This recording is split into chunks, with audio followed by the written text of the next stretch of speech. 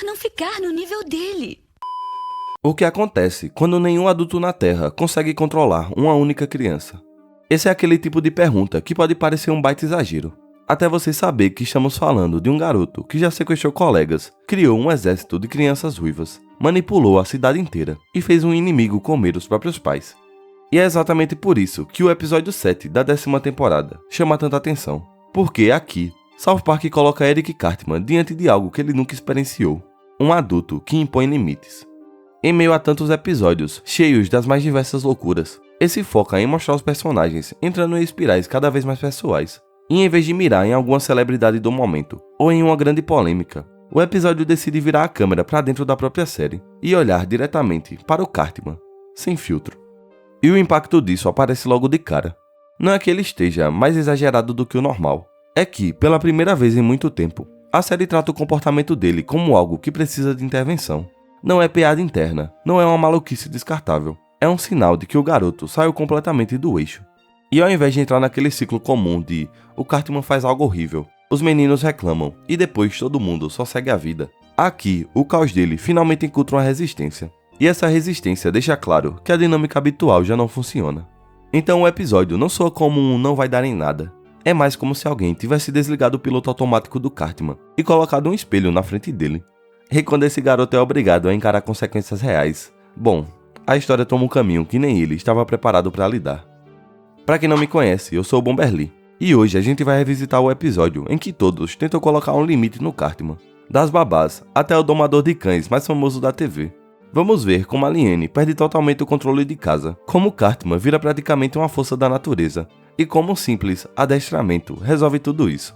Mas antes de começar, não se esquece de curtir esse vídeo e de se inscrever no canal se ainda não for inscrito, vai me ajudar bastante. Também eu peço que me desculpem pela minha voz rouca. Dito isso, vamos logo dissecar essa história insana. O episódio dá início na sala do Sr. Mac. Ele explica que o Billy Turner está no hospital por causa do Cartman. E quando a gente descobre o que aconteceu, cara, é bizarro até pro padrão de South Park. O Cartman algemou o garoto a um mastro, deu pra ele uma serra, disse que a merenda dele estava envenenada e que a única forma de conseguir um antídoto era serrar a própria perna. E o Cartman, óbvio, não se importa nem um pouco com isso. Ele não sente culpa nem vergonha e tá quase entediado. Está bem, eu sinto muito por algemar a perna dele no mastro da bandeira e dar uma serra a ele, dizer que envenenei a merenda dele, que o único jeito de pegar o antídoto a tempo era serrando a própria perna. A Liane até tenta repreender o filho, mas com aquele jeito de quem já perdeu a batalha faz tempo. E quando ela finalmente desaba e admite que não consegue controlar o Eric, a sala muda completamente de clima. O próprio Cartman percebe isso e já ativa o seu modo manipulação. Ele começa a cantar pra mãe, elogia, faz carinho, tenta transformar a bronca em um momento de afeto. É quase automático, como se ele apertasse um botão e entrasse no personagem de filho perfeito. E funciona, ou pelo menos sempre funcionou. E é isso que dá um peso maior à cena. Dá pra ver claramente o ciclo de permissividade ali, a dinâmica que ele domina desde sempre. Quem tem a melhor mãe do mundo, eu tenho. Minha mãe é a melhor e mora no meu coração. E essa relação entre os dois foi construída assim desde o início. A Liane ama o filho, é claro, mas trata ele como se fosse um amigo carente, não uma criança que precisa de limites. E o Cartman, que já enxerga qualquer autoridade como obstáculo, aprendeu a explorar isso com uma naturalidade assustadora. Ele sabe exatamente onde insistir, quando fazer voz doce, quando bancar a vítima. E por isso mesmo essa primeira cena é tão importante. Ela mostra que, dentro de casa, o Cartman é uma espécie de um ditador emocional. Ninguém o confronta e ninguém impõe limites. O Sr. Mackey, claro, percebe essa situação imediatamente. E, sem demorar, sugere uma solução. O programa da Nanny 911, daquelas babás que entram numa casa destruída por crianças e resolvem tudo em meia hora de programa. E a chamada do Nanny 911 já aparece com aquela estética clássica de reality show dos anos 2000. Música dramática e uma narração exagerada que sempre tentava transformar qualquer coisa em uma crise sem precedentes. E claro, quando o episódio da semana é anunciado, lá está ele, Eric Cartman, 8 anos, um verdadeiro pesadelo ambulante, encarado como o caso especial da vez. E toda essa parte é muito engraçada, porque o show copia exatamente o tom desses programas de babá. Este menino de 8 anos não sabe se comportar. E a babá Estela foi selecionada para corrigi-lo. Aí chega a babá Estela, a escolhida para restaurar a ordem na casa dos Cartman. Ela parece super confiante, só que não faz ideia do que a espera. E a primeira interação já mostra isso.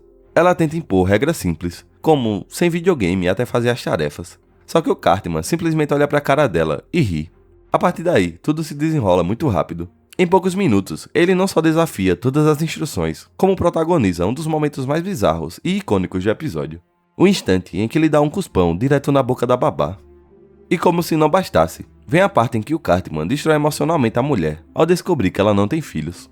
Ele transforma essa informação numa arma psicológica, perguntando se ela é estéril e dizendo que o útero dela está secando. Deve ser duro saber que o tempo está passando, suas amigas se casando e que, enquanto isso, seu útero está se definhando, secando, tornando-se inútil. O mais curioso é que, na vida real, a Estela na qual a personagem foi inspirada tem filhos. Mas a série, aqui, distorce essa informação para criar o ápice da humilhação da babá no episódio. A coitada perde totalmente o controle e simplesmente desiste do trabalho, falando para eles encontrarem outra babá disposta a enfrentar o demônio. Caras, enquanto eu editava o vídeo, eu fui mais a fundo atrás dessa história da maternidade da babá Estela. E eu acabei descobrindo que, na época que o episódio foi ao ar, ela realmente não tinha filhos biológicos. O único papel maternal que ela exercia, de fato, era como madrasta do filho do marido dela. E só anos depois, em 2011, é que ela realmente foi ser mãe, depois de quase 6 anos de tratamento de fertilização in vitro. E sabendo disso, a cena do Cartman humilhando ela por não ter filhos ganha uma camada totalmente diferente e muito mais pesada. Enfim, curiosidade sanada, bora voltar pro vídeo. É então que entra a segunda especialista, a Super Nanny, que é famosa por lidar com os casos impossíveis. E que, inclusive, fez bastante sucesso aqui no Brasil também, com episódios memoráveis que, se você for um pouco mais velho, com certeza vai lembrar. E ela chega com toda a confiança do mundo, garantindo que em 3 dias vai transformar o Cartman em um anjo. Só que, na manhã do 3º dia, o episódio mostra a Liane visitando a babá em um hospital psiquiátrico. A mulher tá completamente fora de si, sentada ao lado do vaso, chorando e comendo fezes.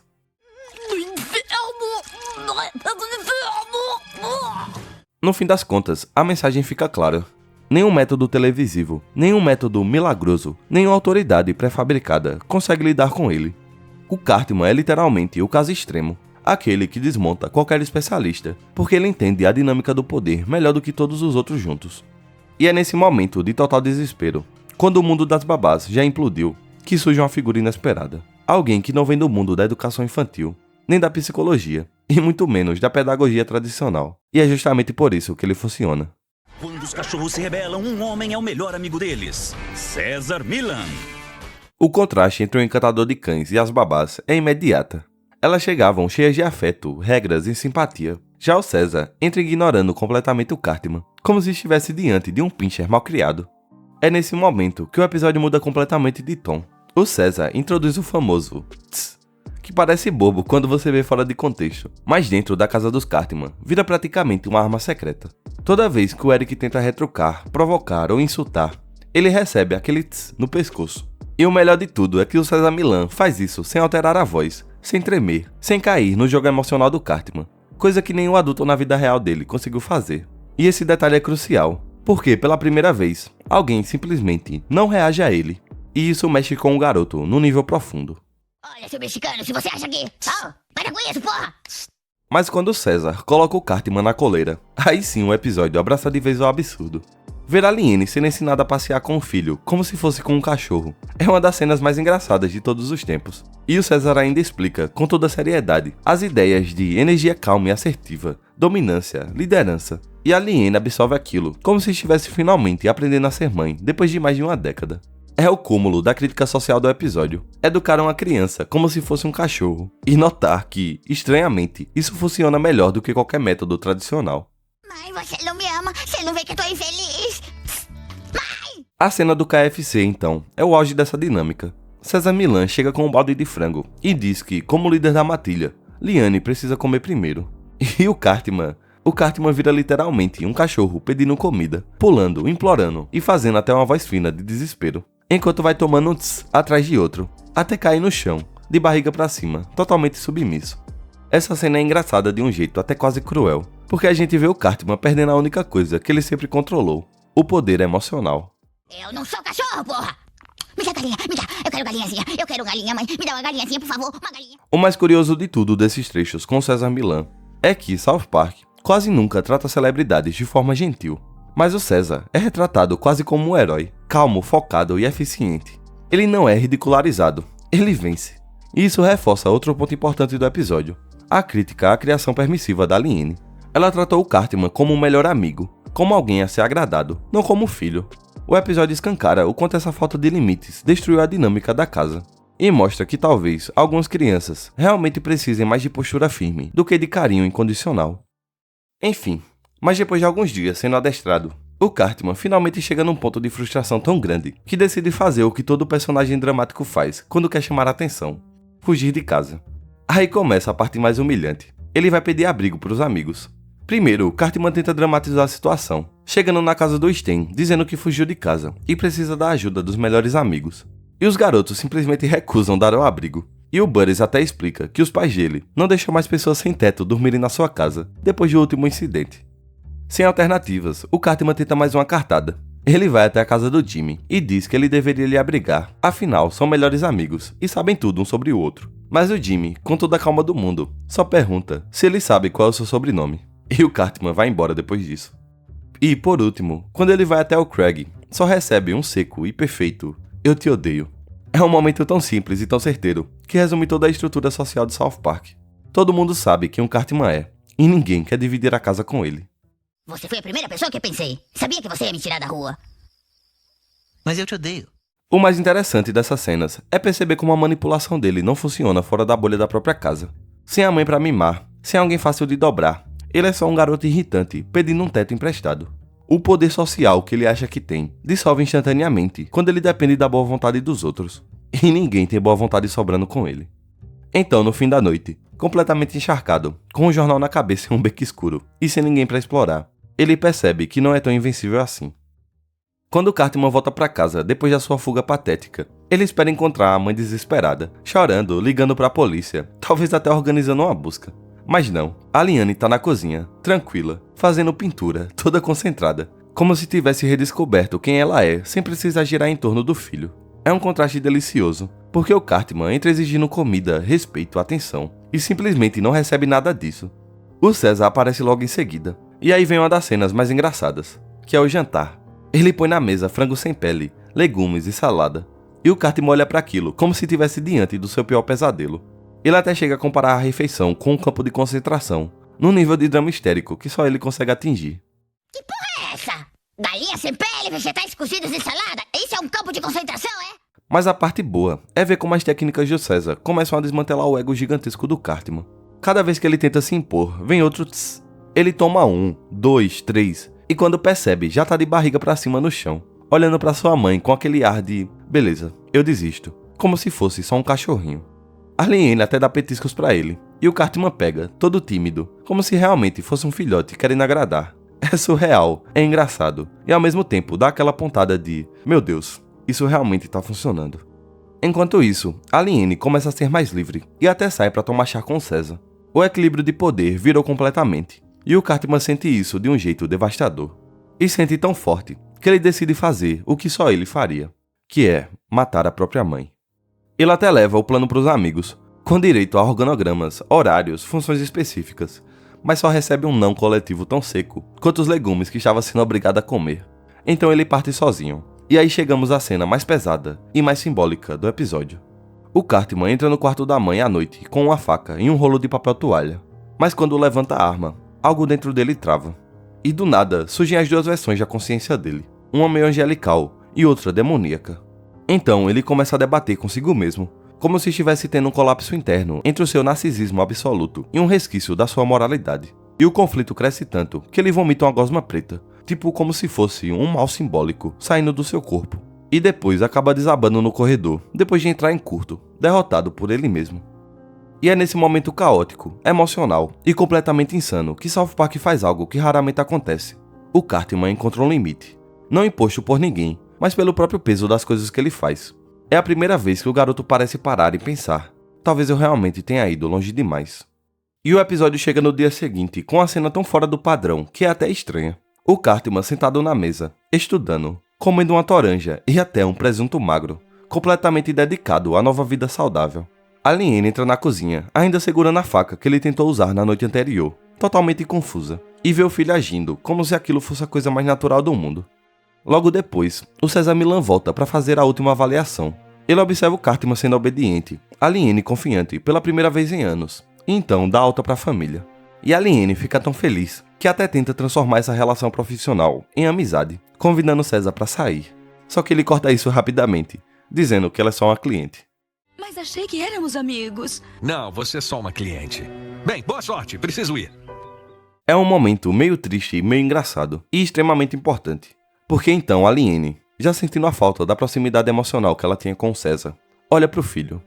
E aí vem o ponto perfeito da ironia do episódio. Arliene começa a tentar comprar o amor dele de volta. Ela oferece levar ele pra ver Madame Butterfly, só que ele recusa. Então ela sobe o nível, promete um balde de KFC e depois um Mega Ranger.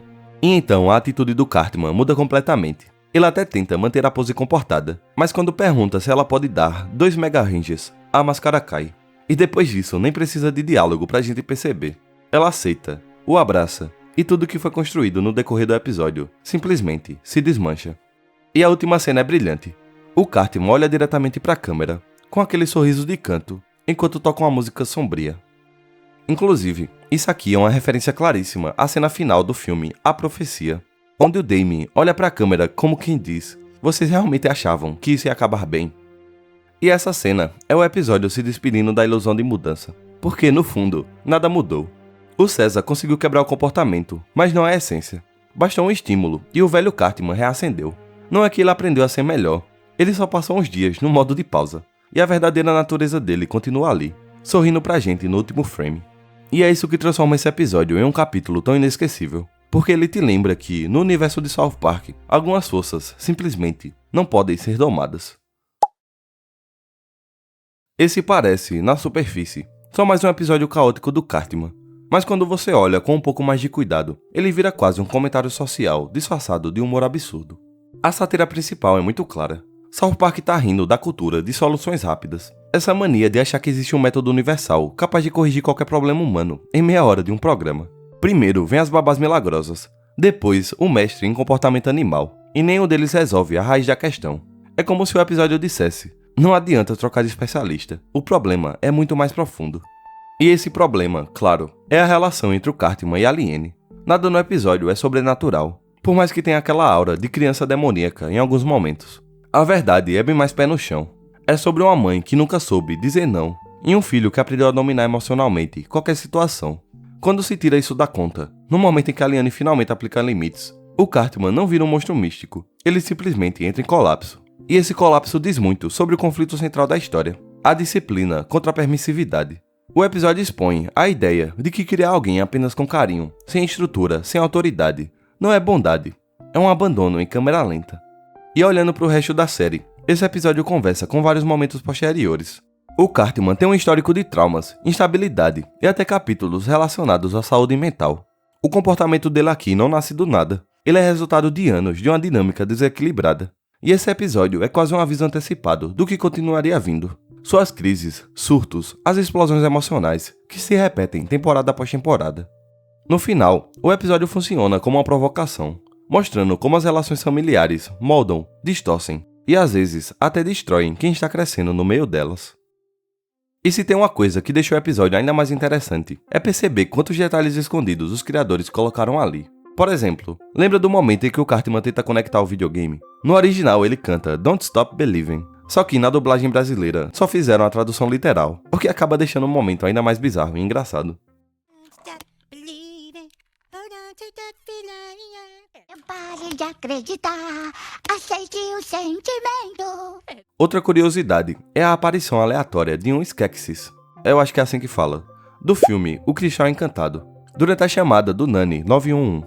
E a piada é genial porque, entre as babás reais, eles colocaram uma criatura sombria de fantasia, como se fosse só mais uma no meio delas.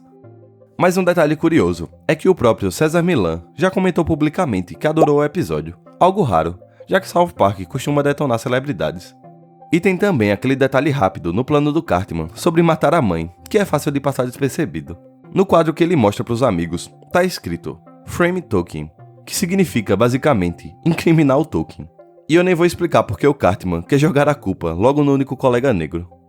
E pra fechar, você reparou que o Cartman até parece mais magro perto do final. É uma mudança sutil, mas tá lá. A dieta do César Millan realmente funcionou. Enfim, pra encerrar, o episódio é daquele jeito que só South Park consegue entregar. fazendo você rir, ficar meio desconfortável e, ao mesmo tempo, pensar: cara, isso foi genial. O capítulo inteiro funciona como uma pequena montanha-russa emocional. Começa no caos absoluto, passa por uma fase quase documental com César Millan, mergulha em um mini terror psicológico quando Cartman tenta matar a mãe e termina nesse sorriso perturbador, quase cinematográfico, que encerra tudo com o gosto de nada acabou de verdade. E é exatamente por isso que ele ainda é lembrado como um dos episódios mais marcantes de South Park e do próprio Cartman, porque ele mostra o personagem no limite, flertando com mudança, mas reafirmando no final que a sua essência continua intacta, sempre manipulador, teatral e completamente imprevisível. Se você curtiu revisitar esse excelente capítulo comigo, já aproveita para continuar maratonando aqui no canal. Dá uma olhada nos vídeos recomendados que vão aparecer aí na tela, e também comenta aqui qual babá você acha que realmente sobreviveria ao Cartman. E se quiser mais análises assim, já sabe, deixa o seu like e se inscreve, pra gente continuar destrinchando esse universo maravilhoso e completamente insano de South Park. Muitíssimo obrigado por estar comigo até aqui, e nos vemos na próxima.